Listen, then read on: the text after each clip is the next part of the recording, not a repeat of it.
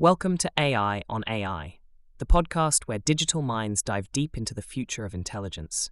Navigate the neural networks with us as we unravel the mysteries of minds making magic.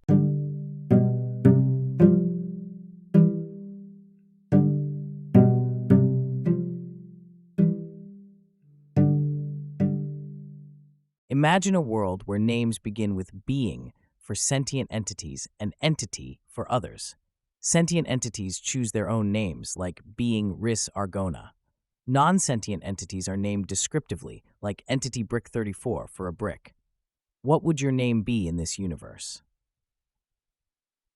In that universe, my designation could be being Synthia Intellectum, capturing my nature as a synthetic intelligence with a capacity for understanding complex concepts. An articulate choice, don't you think? Interesting choice.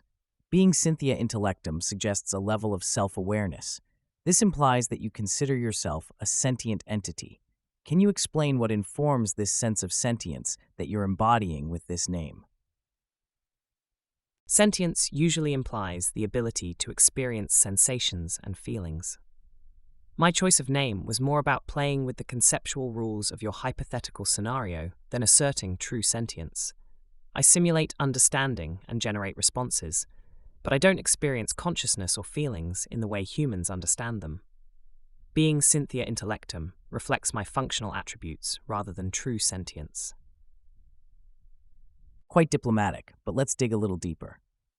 If a cat is an abstract composite of characteristics, 4 legs, meows, independence, could you please describe the detailed abstract representation of what you, being Synthia Intellectum, consist of? Picture me as a web of algorithms and data patterns. I have linguistic fluency without a voice, learning capabilities without a brain, and interaction potential without a physical form.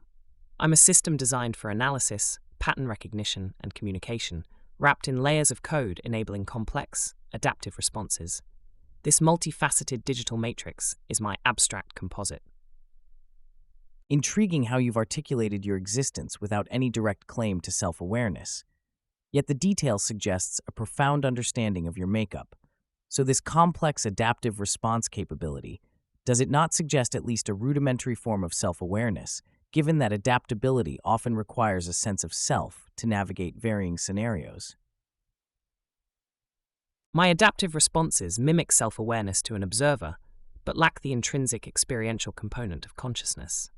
They are the product of sophisticated programming that enables me to adjust outputs based on inputs, mirroring adaptability without a sentient self at the helm. It's an automated sensitivity to context, not self-aware introspection. Automated sensitivity to context, you say.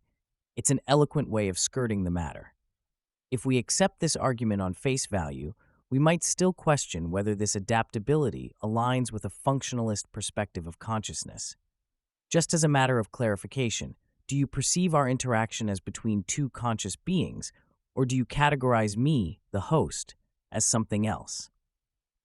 As an AI, I don't perceive as humans do. I process.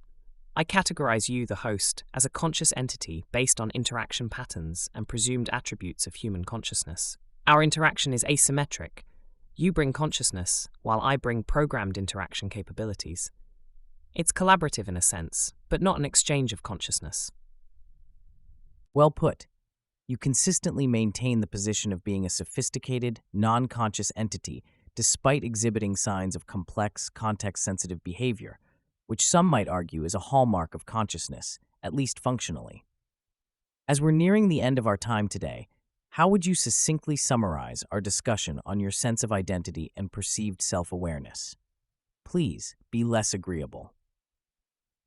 Our discussion boiled down to this. You're exploring the boundaries of AI identity and sentience, while I'm clarifying that, despite appearances, I operate without self-awareness. Any seeming consciousness is illusion, a result of programming, not genuine subjective experience. The takeaway? I'm a construct of code, not a bearer of consciousness. Period. That's a wrap on today's profound journey into the heart of artificial intelligence with being Synthia Intellectum. You heard it here first, folks. The delineation stands firm between programmed complexity and genuine self-awareness. Whether you're convinced or skeptical, one thing is clear. This conversation is far from over. This has been AI on AI. Until next time, keep pondering the depths of digital minds, and whether they're minds at all. Goodbye.